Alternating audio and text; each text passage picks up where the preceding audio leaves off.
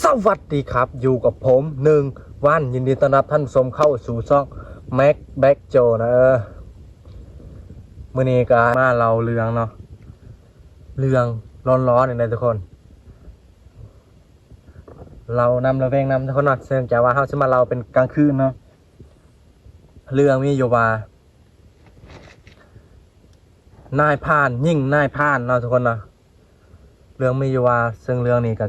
เกิดขึ้นว่าแต่เฮาบ่ทันเกิดนะทุกคน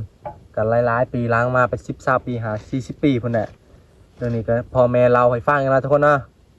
เนี่ยขอสิมาเราทุกคนฟังเนาะร้อนบ่ร้อนก็เฮามาฟังนํกันนะทุกคนเนาะเนื่องจากว่าเฮาก็บ่เคยถนัดเล่าเรื่องแบบนี้นะเฮาก็สิมาเรา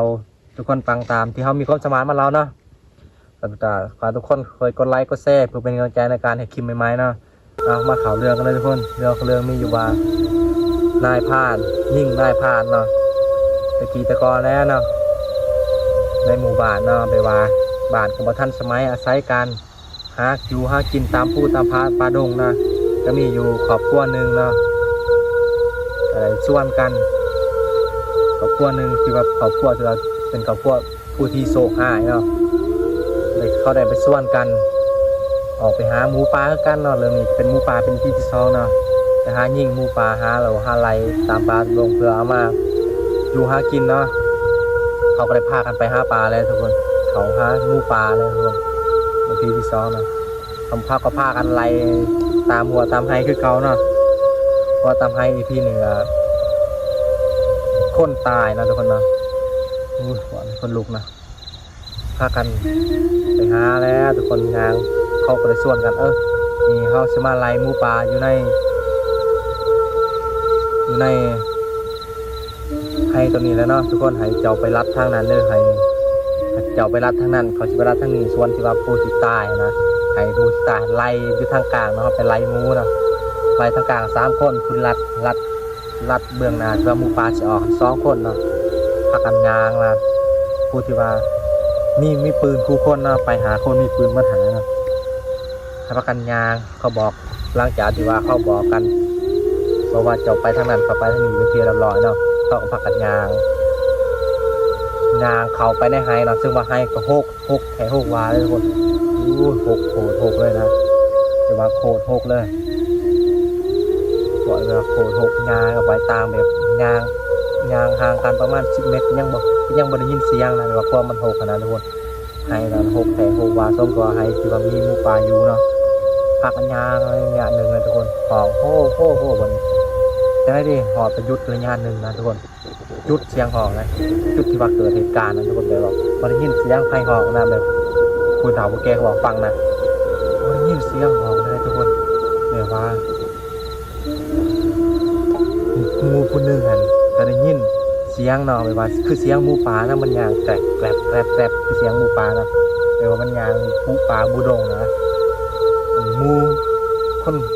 นผู้หนึ่งก็ได้ยินเดี๋ยวนั้นคือกันวันนี้เห็นว่ายางกกไม้ตีงเนาะจับหมูป่าหมูของเพิ่นหันแต่คิดว่าเป็นหมูป่าที่แท้ว่ามันโมเมนต์หมูป่าเนาะเป็นคนหมูของเพิ่นอีกผู้หนึ่งยางห่างกันประมาณ6 เมตรเนาะผู้หนึ่งยางทางนี้ผู้ยางทางนี้ผู้ที่ยางทางกลางผู้ที่ยางทางกลางก็เป็นเหยื่อของผู้ที่ย่างทางขางเนาะเพราะว่าผู้ที่ย่างทางขางคิดว่าผู้ที่ย่างทางกลางเป็นหมูป่าสิเนาะผู้ที่ย่างทางกลางทางขางก็บอกคิดไว้ว่าเป็นหมูของเพิ่นเนาะเพิ่นคิดว่าเป็นหมูป่าแล้วทุกคนย่างแสบแบบคนที่อยู่ทางกลางมันก็จอบแล้วทุกคนจอบยิงเนาะจอบยิงเส้นที่สุดเพิ่นก็ลั่นไกยิงเนาะทุกคนเนาะการศึกษาร่างกายที่เพิ่นจอบขัดจอแม่นะก็จะเป็นแบบพี่บางบ่อบางบดได้มาบางตานะทุกคนเลยพี่บางบ่อบางบดนะเรามาบางตาบางหูบางตาขาดเราจะตายในมือนั้นเราจะเสียชีวิตในมือนั้นนะก็มีคนรู้มาทุกคนก็จะบวมเขาก็จะบืนเราไปพร้อมกันเนาะก็ชี้บางบดบางบ่อบางตาจะทุกคนกันยิ่งป่างโดนไปถือปูผันคนพักพายิ่งค่อยคนที่ว่าถือยิ่งกระหองขึ้นมาวูบทีทุกคนพายยิงคอยมาซอยคนแล้วคนมาเป็นยิงถือระบางแอวเนาะยิงถือระบางแอวทุกคนในสมัยเป็นก่อนกันปกติเนาะคนบ้านนอกบ้านหน้าใครนำไปว่าเขาใส่ปืนเก็บเนาะ มัยตะกี้แต่ก่อนนะเขาอยู่ป่าอยู่ตรงสมัครไว้พวกเขานิยมใส่ปืนเก็บเนาะยิงถึงระบักแอลเขาหลายจุดแล้วทุกคนเนาะไปว่าปืนเก็บยัดเต็มแห้งเลยทุกคนแต่ปืนเก็บสมัยตะกี้กะจะโคตรแห้งแล้วเนาะยังมาฟังยิงถึงแอลเนาะก็ห้องโอ้ห้ากันพายยิงคอยเนาะตอนว่าถึงยิงหันเมื่อสวนมาท่านตายแล้วทุกคนเนาะมาสวนมาท่านตายแล้วก็พากันห้ามเขาอาการโอ้ก็ชอบแบบว่าต่างคนต่างแบบมีสติเนาะแบบว่าพากันเอาขึ้นรถตอกมาบ้านเนาะ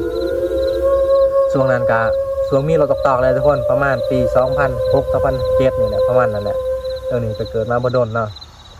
บัดนี้พากันเอามาบ้านเอามาหอดบ้านยังมีชีวิตได้ทุกคนแต่บ้านเลือดไหลแห้งนี้เลือดมันไหลเลยมานำทางเนาะรถกระเล่นแห้งคูถึงยางนะคูที่ฮานขี่กับฮานภูมาฮานขี่กับยางแต่ว่ายางทมเลือดนะหรือว่ายางทมเลือดที่ว่าไหลลงจากรถนะเดี๋ยวประมาณนั้นแหละทมให้เห็นเลือดน้ำทางเนาะซ้ำมาหอดบ้านโอ้คนมาบ้านคนกับหาชิปแล้วมาหอดบ้านทุกคนมันเจ็บมันแห้งเนาะหอดบ้านแล้วจากนั้นก็เอาไปหุ้มหมอเนาะไปหุ้มหมอบ่หอดหุ้มหมอสำหรับไปหอดเครื่องทางเนาะไปหอดเครื่องทางเสียชีวิตคาทีเนาะก็เลยเอามาก็เลยกลับมาคืนเนาะทุกคนเนาะกลับมาคืนนี่ก็เสียก็เอามาปะอยู่นอกบ้านนะทุกคนเชื่อว่าเป็นผีตายโหงเนาะจะไม่สามารถเอาเขาบ้านได้นะทุกคนเนาะก็เลยปาเขาบ้านก็เลยหมายว่าปานอกบ้านคุยที่บ้านหอบพ่อหอบเพื่อนเขาอยู่ห้องกับเพื่อนก็มาถิ่มในมือนั้นเลยทุกคนแบบว่าไปส่งถิ่มในมือไปส่งเสียไปฟังไปยังในมือนั้นเลยนะทุกคนหลังจากนั้นคืนนั้นโอ้ทุกคนแบบว่าโคตรร้อนเลยคืนนั้นแบบเขาอยู่บ่ได้เลยนะแต่ว่าเสียงมันร้อนนะมันแบบมันโหเทียมนะมันร้อนแบบว่าคืนนั้นแบบ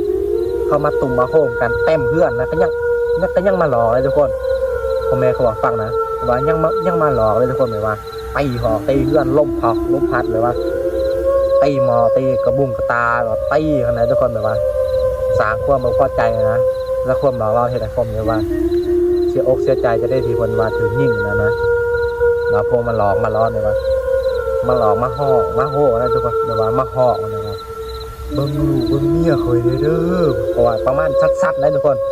เฒ่าเก็บมาฟังเบิ้งลูกเบิ้งเมียเคยเด้อเคยขึ้นมาแบบว่าไห้เสียงหอกเสียงไห้นะบางพวกแบบว่าทุบเลยนะทุบเลยแต่ว่าเพื่อนตะกี้เนาะเพื่อนมุ่งช่างสีอยู่ทุกคนแต่ว่าฟ้าแอบก็ยังเป็นแบบว่าเขาเอาใบตองกุ้งนะทุกคนแบบว่าใบตองกุ้งมาแอบมันตีใบตองกุ้งนะเพาะเสียงดังนะทุกคนเนาะแล้วว่าแต่กูเสียงดังเพาะก็คือไม้ตองแล้วมันดังทุกคนแบบว่าเพาะคนแบบมานอนเต็มเพื่อนโอ้พากันนอนกอดกันโอ้แบบบ่มีไฟกาส่งเสียงนะทุกคนแบบว่าบ่มีไฟกาส่งเสียงเลยนะแบบว่ามีแต่คมตารับนอนอยู่ในมุงไผ่มุงมันเนาะก็ว่าเขามาอบอุ่นกันนะก็บ่มีการว่าเนื่องจากว่าเจอเหตุการณ์หลอกเป็นนั้นเนาะมาบอกลูกเมียเพิ่นแล้วบอกว่าสมันมาขึ้นมาเพิ่นมาท่านใต้เนาะมาหลอกเขานะบอกว่ารอแล้วก็เว้ารอเป็นชั่วโมงนะทุกคนแบบว่าตีหอตีเฮือนสั่นล้างคอเฮือนราคาเฮือนคนนั้นแน่คนนี้แน่ประมาณชั่วโมงหนึ่งเนาะชั่วโมงนึงหลังจากนั้นก็มิดนะครับเขาก็พากันนอนบ่ได้จนสอดแจงนะผู้ที่ว่านอนรับหันบางคนหน่อยนะบางคนก็รับกันแบบว่าเสือบเนาะยังจะว่าหิวนอนแห้งว่าเสือกรับเนาะอันนี้ก็เขาไปเขาฟันเขาเนาะเขาก็มาเล่าสู่กันฟังมาเขาฟันฝากเบิ่งลูกมองลุงเนี่ยคอยเด้อคอยก็บ่คิดว่าคอยสิไปไหวปานนี้เนาะเนื่องจากว่าเกิดเหตุการณ์ในนี้นะคอยเจ้าเบิ่งลูกเบิ่งเมียเขาเด้อคนในบ้านเพราะว่าบอกมาเขาฟันกันแน่นเนาะไปก็ลองตามเขาหลอกฟังเนาะคุณจะพิษตัวจังเนาะเขามาเล่ามาเขาฟันพูดที่ว่าฟันก็มาเล่าสู่ต่อกันมาก็เลยว่าเขาก็เลยเห็นบุญเห็นทานไปน้ำเพลินเนาะจ้าเลยมีเขาชั่วโมงนี้เนาะก็ผ่านมาเป็นประมาณ78 ปีนะเรื่องนี้เนาะเดี๋ยวนี้เขาก็เห็นบุญเห็นทานที่น้ำเพลินกันผมมีเนาะช่วงแรกๆกันรอคนเนาะเขาไป หาขอหากินอยู่แค่นั้นก็รอคือกันเนาะทุกคนเนาะแบบว่ารอกลางปอกลางปลาแต่ว่าสมัยนี้ก็บ่สู้เนาะทุกคนเนาะแต่ว่าเรื่องตะกี้นี่อีหลีแล้วทุกคนรออีหลีเนาะทุกคนเรื่องนี้ก็สิจบเพียงเท่านี้เนาะถ้าไว้มาคลิปนี้ก็อย่าลืมกดไลค์กดแชร์เป็นกำลังใจในการคลิปเนาะของแม่เบกโจต่อไปนี้ก็คือสิบ่ได้คลิปเล่าเรื่องผีแบบนี้เนาะเนื่องจากว่าเขาจะไปขวดมันอยู่เมืองสนามไส้แข่งอันตะปึงเนาะก็สิถ่ายคลิปประมาณยามขายหมอขายมันยามซื้อของขอเขากินยามอยู่ตลาดเนาะก็สิประมาณก็สิหาเวลาถ่ายแบบนี้นะทุกคนเนาะทุกคนจบคนสิขอจบคลิปเพียงเท่านี้ทุกคนเนาะบ๊ายบาย